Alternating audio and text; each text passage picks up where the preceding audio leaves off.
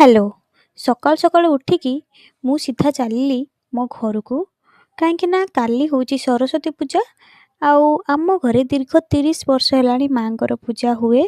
ତ ସେଥିପାଇଁ ମୁଁ ସକାଳୁ ସକାଳୁ ଉଠିକି ସିଧା କେମିତି ଘରକୁ ଯିବି। ଆଉ ଘରକୁ ଯିବି ବୋଲି ଯାଇକି ପହଞ୍ଚି ସାରିକି ବାଟରେ ମୁଁ ଟିକେ ଯାଇଥିଲି ଅଶୋକା। କାହିଁକିନା ମୋତେ ସେଠି କିଛି କିଣାକିଣି କରିବାର ଥିଲା। ଆଉ ମିରର ଦେଖିକି as you know I am self obsessed, ତ ଟିକେ କ୍ୟାପଚର୍ କରିଦେଉଥିଲି। ତାପରେ କିଣାକିଣି ସାରିକି ସିଧା ବାହାରିଲି ବସ୍‌ଷ୍ଟାଣ୍ଡ। ଆଉ ବସ୍‌ଷ୍ଟାଣ୍ଡରୁ ଏଇଟା ହେଉଛି ମୋ ଘରକୁ ଯିବାର ରାସ୍ତା।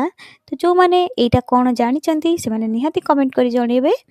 ତ ମୁଁ ଯାଇକି ପହଞ୍ଚିଗଲି ମୋ ଘର ପାଖରେ। ଆଉ ଏଇଟା ହେଉଛି ମୋର ଫେଭରେଟ୍ ଗୁପଚୁପ୍ ଖାଇବା ଜାଗା। ଗୁପଚୁପ୍ ଦେଖିକି ଆପଣ ଜାଣିପାରୁଥିବେ ୟାର ଟେଷ୍ଟ କେତେ ବଢ଼ିଆ ହେଇଥିବ।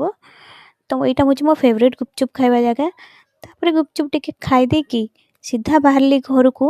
ଆଉ ଘରକୁ ଯାଇକି ମୁଁ ଦେଖାଉଥିଲି ଏଇଟା ହେଉଛି ଆମ ଗାଁ ମନ୍ଦିର। ତ ଆପଣମାନେ ଦେଖିକି ଜାଣିପାରୁଥିବେ କେତେ ସୁନ୍ଦର ଦେଖାହେଉଛି ଆମ ମନ୍ଦିର।